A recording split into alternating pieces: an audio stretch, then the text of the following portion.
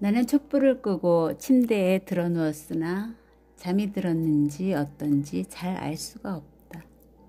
아무튼 좀 유별난 음산하고 모호한 중얼거림을 듣고 이내 눈을 뜨고 말았다. 그 목소리는 바로 내 귀 옆에서 난 것 같이 생각되었다. 촛불을 끄지 않고 놔둘 것을 잘못했다 싶었다.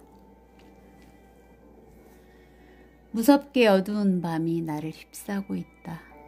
아주 울적해져 버렸다. 나는 침대 위에 일어나 앉아 귀를 기울였다. 아무 소리도 들리지 않는다. 다시 자려고 했으나 심장은 불안에 떨고 마음의 안정을 아주 잃어버리고 있었다. 그때 무언가 침실문을 만지는 것이 있었다. 마치 바깥의 어두운 복도를 따라오면서 손가락으로 방문의 널빤지를 더듬으면서 쭉 만지고 있었던 것 같았다. 누구세요? 하고 나는 말했다. 대답이 없다. 나는 소름이 쫓기쳤다. 정적은 신경을 가라앉힌다. 집안이 다시 조용해지자 나는 또 잘 수 있을성 싶었다. 나는 또 들어 누웠다. 그렇지만 필경 그날 밤은 자지 못할 운명이었던 듯 싶다. 겨우 꿈이 내 귓전에 속삭이러 왔는가 싶더니 뼛속까지 얼어붙을 듯한 갑작스런 기척에 나는 소스라치게 놀라 잠은 이내 달아나 버렸다. 악마의 웃음소리. 나직하고 은근한 그러면서도 귀를 찌르는 웃음소리가 확실히 이 침실의 열쇠구멍 언저리에서 들려온 것 같았다. 일어나서 가만히 어둠 속을 살펴보고 있는데 그 괴상한 목소리가 또 들렸다. 그것은 방문의 저편에서 들려온다. 벌떡 일어나 문에 걸쇠를 걸었다. 그런 다음엔 또 한 번 누구예요? 거기 있는 사람이? 하고 소리쳤다. 무언가가 목구멍을 울리며 신음소리를 냈다. 이윽고 3층 층계의 문이 열렸다가 닫히는 소리가 나더니 사방은 다시 조용해졌다. 그레이스 프리였을까? 그 여자에겐 마귀가 씌었나? 하고 나는 생각했다. 혼자서 이러고 있을 수는 없다. 페어팩스 부인한테로 가야지. 나는 허겁지겁 웃옷과 쇼를 꺼낸 다음 걸쇠를 벗기고는 떨리는 손으로 문을 열었다. 그러자 바로 문 앞 복도의 깔개 위에 불이 꺼지지 않은 채로 있는 촛불이 보였다. 나는 깜짝 놀라 눈이 휘둥그레졌지만 그보다 더 놀라운 것은 사방의 공기가 뿌옇게 연기 낀 것처럼 보이는 광경이었다. 대관절 어디서 이렇게 푸른 연기의 소용돌이가 흘러들어오는가 해서 좌우를 들벙거리고 있다가 더욱 심하게 타는 냄새를 맡았다. 뭔가 삐걱거리는 소리가 났다. 문이 조금 열려 있었는데 그것은 로체스터 씨의 방문이다. 거기서 연기가 무럭무럭 넘쳐나오고 있다.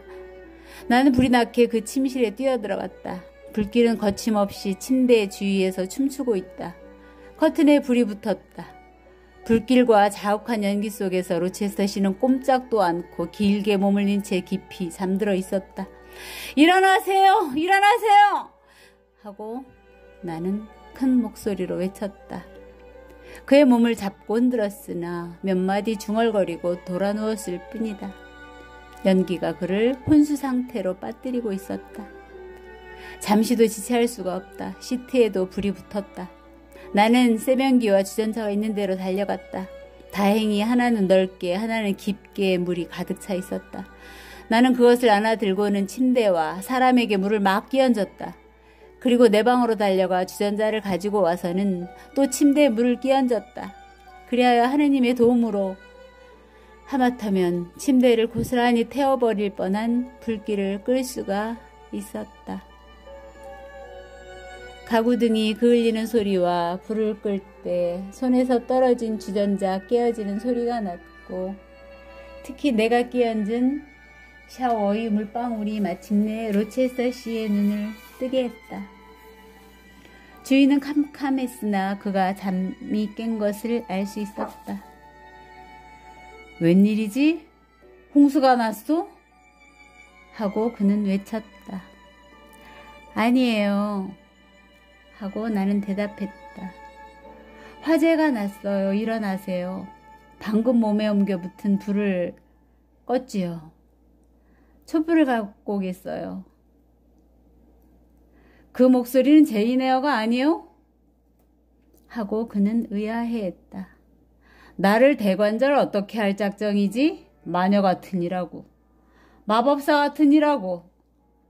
당신 말고 또 누가 있어? 나를 물에 담가버리기라도 할 참인가? 제발 일어나 주세요. 곧 촛불을 가져오겠어요. 누군가가 무슨 짓을 한 거예요. 누가 뭘 했는지 빨리 조사해 보셔야 해요. 이젠 일어났어요. 하지만 아직 촛불을 갖고 오는 건 너무 일러요. 무엇이든 마른 걸 걸칠 때까지 2분쯤 기다려줘요. 뭐든지 마른 게 있으면 좋을 텐데. 아, 잠옷이 있구먼. 좋아요. 어서 갔다 와요. 나는 달려가서 아직 복도에 있는 촛불을 들고 왔다. 그는 그것을 내 손에서 받아주고는 높이 쳐들고 침대를 살펴보았지만 아주 시꺼멓게 타서 시트는 흠뻑 젖어 있고 침대 주변의 양탄자는 물에 떠 있다시피 되어 있었다. 어떻게 된 영문이요? 누가 한 짓이었소? 하고 그는 물었다. 나는 대강 경위를 설명했다. 그는 주의 깊게 듣고 있었으나 얘기가 진전됨에 따라 놀라움보다 걱정하는 기색이 그 얼굴에 떠오르기 시작했고 내가 얘기를 끝냈을 때에도 잠자코 있었다. 페어팩스 부인을 부를까요? 하고 나는 물었다. 페어팩스 부인? 아니에요. 그럴 필요는 없어. 가만히 있어 주구려. 아, 쇼를 걸치고 있구먼. 그래도 추우면 저기 있는 내 망토를 벗겨와요. 그걸 입고 팔걸이 의자에 앉아 있어요. 자, 내가 입혀주지. 그리고 발이 젖지 않도록 그걸 쌍 위에 올려놓아요. 잠깐만 당신을 여기에 두고 갔다 오겠소. 촛불은 가져가겠어요. 내가 돌아올 때까지 생쥐처럼 얌전하게 가만히 있어야 해요. 3층까지 가봐야겠어요. 절대로 움직이거나 누굴 부르면 안 돼요. 그는 나갔다. 나는 촛불이 점점 멀어지는 것을 지켜보았다. 그는 발소리를 죽인 채 복도를 건너가서 소리를 내지 않고 층계의 문을 열었다가 닫았다. 나는 칠흑 같은 어둠 속에 남아있게 되었다. 귀를 기울여도 아무 소리도 들려오지 않는다. 무척 오랜 시간이 지난 것 같이 여겨졌다. 나는 지쳤고 망토에 감싸여 있었지만 여전히 추웠다. 하마터면 로체스터 씨의 명령을 어기고 내 방으로 돌아갈 뻔했을 때 또 촛불이 복도의 벽에 약간 흔들리면서 맨발로 깔개를 밟고 오는 그의 발소리가 들렸다. 제발 그 분위기를 하고 나는 생각했다. 결코 다른 무서운 것이 아니기를. 파리해진 몹시 침울한 표정으로 그는 돌아왔다. 진상을 죄다 알아내고 왔소. 그는 세면대 위에 촛불을 놓고 말했다. 내가 짐작한 대로죠. 어떻게 된 일이에요? 그는 잠자코 있었다. 방바닥을 내려다본 채 팔짱을 끼고 우두커니 서 있었다. 4, 5분쯤 후에야 겨우 약간 이상한 말투로 물었다.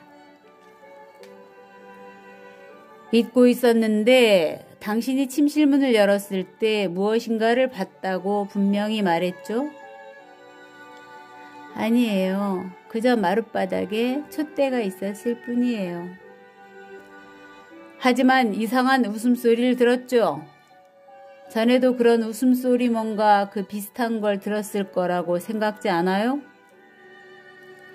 네, 이 댁에서 바느질을 하고 있는 그레이스 프리라는 여자가 있는데 그 사람이 그렇게 웃곤 합니다. 아주 이상한 사람이에요. 그래요. 그레이스 프리한 짓이에요. 당신 말이 맞아요. 정말 이상한 여자죠. 그 문제는 잘 생각해 봐야겠어요. 그건 그렇고 오늘 밤 일을 알고 있는 사람이 나와 당신뿐인 것은 정말 다행이요. 당신은 쓸데없는 말을 하는 사람이 아니지. 이 일은 절대로 입 밖에 내지 말아줘요. 여긴 내가 어떻게 수습하도록 할 테니까요. 그럼 당신 방에 돌아가줘요. 나는 아침까지 서재의 소파에서 그럭저럭 잠 수 있을 거요. 벌써 4시가 다 되었어. 2시간 후면 하늘들이 잠을 깨죠. 그럼 안녕히 주무세요. 하고 걸음을 옮겨놓으며 나는 말했다. 저런, 벌써 나를 내버려 두고 각인가요? 그렇게 빨리. 가도 좋다고 말씀하셨잖아요. 그렇지만 작별 인사도 하지 않고 당신은 내 생명의 은인이요. 무섭고 비참한 죽음에서 나를 구해준 거요. 그런데도 낯선 길손길이 마스치고 지나가듯 아무렇지도 않게 가버리다니. 그건 안 돼요. 최소한 악수 정도는 하게 해줘야지.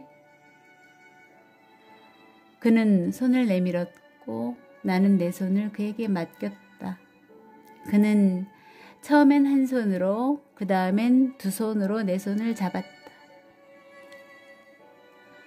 당신에게 이런 막대한 빚을 진 게 나는 기뻐요. 이것으로 나는 할 말을 다 했어요. 다른 사람이었더라면 도저히 참을 수가 없었을 테지만 당신에게만은 달라요. 당신에게 신세를 지는 건 조금도 짐스럽지가 않아요, 제인. 그는 말을 끊고 나를 지켜보았다. 거의 나올 것 같던 말이 입술 위에서 떨고 있다. 그러나 그 말은 끝내 억제되었다. 그럼 한 번 더 안녕히 주무시라고 말씀드리겠어요. 이런 경우엔 빚도 은혜도 짐도 아무것도 아니에요. 나는 어쩐지 그런 생각이 들곤 했었지. 하고 그는 또 말했다. 언젠가 어떤 방법으로든지 당신은 반드시 나를 위해서 무엇을 해줄 거라고. 처음 당신을 만났을 때 나는 당신 눈을 들여다보고 그걸 알았어. 이상한 일이지. 그럼 소중한 내 수호신 아가씨도 잘 자요. 그 목소리에는 이상한 힘이 깃들였고 얼굴은 생기 있게 빛나고 있었다. 우연히 잠이 깨어서 정말 다행이었어요. 나는 이렇게 말하고 나가려 했다. 정말 가는 거요? 추워서요. 춥다고요. 그렇기도 하겠구려. 물이 괜 웅덩이 같은 데다 세워뒀구먼. 그럼 가봐요, 제인. 그러나 그는 여전히 내 손을 놓아주지 않았고 나도 또 그것을 뿌리칠 수는 없었다. 나는 좋은 생각이 떠올랐다. 어머, 페어팩스 부인이 일어나는 기척이 들리는 것 같네요. 그래요? 그럼 가봐요. 그가 손가락을 늦추었으므로 나는 거기서 나올 수 있었다. 나는 침대에 다시 돌아왔으나 잠은 오지 않았다. 창문이 희끄무레해지기 시작할 때까지 내 상념은 흰 물결이 일렁이는 대해 위에서 흔들리고 있었다. 우수의 물결은 환희에 대해 밑에서 비명을 지르고 있었다. 상식이 신들린 듯한 환희를 견제하고 비판이 정열에 물을 끼얹는 것이다. 흥분한 나머지 동트자마자 나는 일어나 버렸다. 오늘은 여기까지입니다. 함께 해주셔서 대단히 감사합니다.